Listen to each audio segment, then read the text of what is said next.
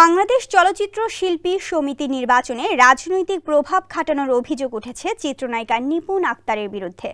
2022 সালে সমিতি নির্বাচনে নিপুণকে জয়ী করাতে ক্ষমতাসীন মহল থেকে সেই সময় নির্বাচন কমিশনারকে হুমকি দেওয়া হয়েছিল। দেখানো হয়েছিল মোটা অঙ্কের আর্থিক প্রলোভন।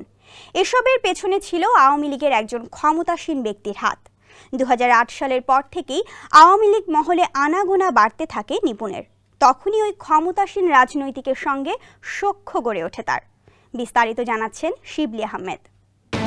বাংলাদেশ চলচ্চিত্র শিল্পী সমিতি নির্বাচনে রাজনৈতিক প্রভাব খাটিয়েছেন নিপুণ আক্তার। চিত্রনায়িকার বিরুদ্ধে এমন অভিযোগ রয়েছে অনেক আগে থেকেই। সমিতির নির্বাচনকে ঘিরে 2022 সালে জল ঘোলা হয়েছে অনেক। স্যান্ডেলিনা সো, রূপচর্চায় আভিজাত্য। সেবার সভাপতি পদে ইলিয়াস কাঞ্চন এবং সাধারণ সম্পাদক পদে প্রাথমিক ভোট গণনায় জয়ী হন চিত্রনায়ক জায়েদ খান। কিন্তু ফলাফল মেনে নেননি সাধারণ সম্পাদক পদে পরাজিত প্রার্থী নিপুণ। পরে আদালতের নির্দেশে শিল্পী সমিতির চেয়ারে বসেন এই চিত্রনায়িকা। অভিযোগ রয়েছে আওয়ামী লীগের সভাপতিমণ্ডলীর সদস্য শেখ ফজলুল করিম সেলিম নিপুণকে জয়ী করাতে রাজনৈতিক প্রভাব বিস্তার করেন। বিভিন্ন ব্যক্তির কাছে আসতে থাকে চাপ। নিপুণের সঙ্গে সেলিমের বিশেষ সম্পর্কের বিষয়টি অনেকেই জানলেও ভয়ে বিষয়টি প্রকাশ্যে আনেননি। জানা যায় সে বছর নির্বাচনের ফলাফলের রাতে ভোট গণনার শুরু থেকেই একের পর এক হুমকি পেতে থাকেন প্রধান নির্বাচন কমিশনার। এক পর্যায়ে জায়েদ খানের চেয়ে ভোটে পিছিয়ে পড়েন নিপুণ। তখন একের পর এক ক্ষমতাসীন রাজনৈতিক ব্যক্তিরা ভয়ভীতি দেখানো শুরু করেন কমিশনারকে। ওই ঘটনার বিষয়ে প্রধান নির্বাচন কমিশনারের দায়িত্ব পালনকারী পীরজাদা হারুন জানান, 2022 সালের নির্বাচনে তার ওপর চাপ প্রয়োগ করা হয়েছিল। নির্বাচনে নিপুণকে জয়ী দেখাতে একজন ক্ষমতাবান রাজনীতিবিদ একের পর এক ফোন করতে থাকেন।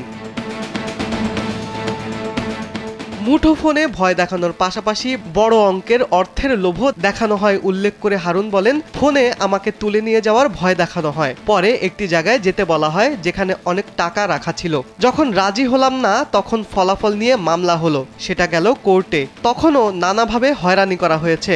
আমাকে একটি রাজনৈতিক দলের সদস্য বানিয়ে নানা কাণ্ডে ছোট করা হলো, নিষিদ্ধ করা হলো এফডিসিতে।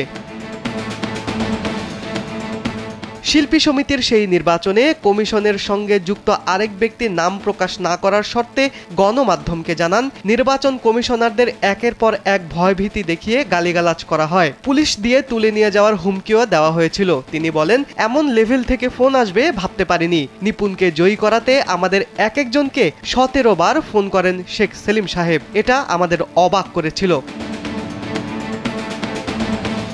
এরপর ঘটনা মামলায় গড়ায়। আদালত থেকে রায় নিয়ে শিল্পী সমিতির চেয়ারে বসেন চিত্রনায়িকা নিপুণ। এর 2 বছর পর 2024 থেকে 26 সালের নির্বাচনে হেরে যান নিপুণ। সভাপতি পদে জয়ী হন মিশা সওদাগর ও সাধারণ সম্পাদক নির্বাচিত হন ডিপজল। হেরে যাওয়ার পর কোটা সংস্কার আন্দোলনের সময় শিল্পী সমিতির প্যাড ব্যবহার করে গত জুলাইয়ে বিবৃতি দেন এই চিত্রনায়িকা। কিন্তু এটা তিনি সাংগঠনিক নিয়মে করতে পারেন না বলে জানান সংশ্লিষ্টরা।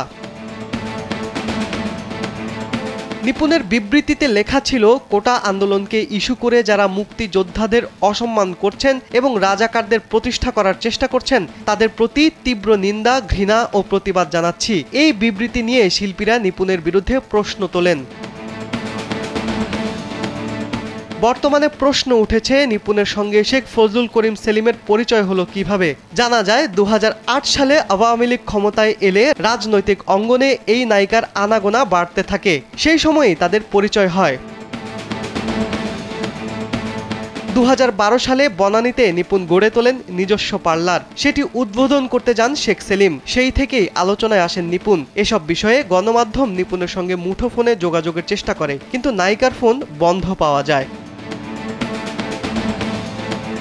শিবলি আহমেদ, কালবেলা।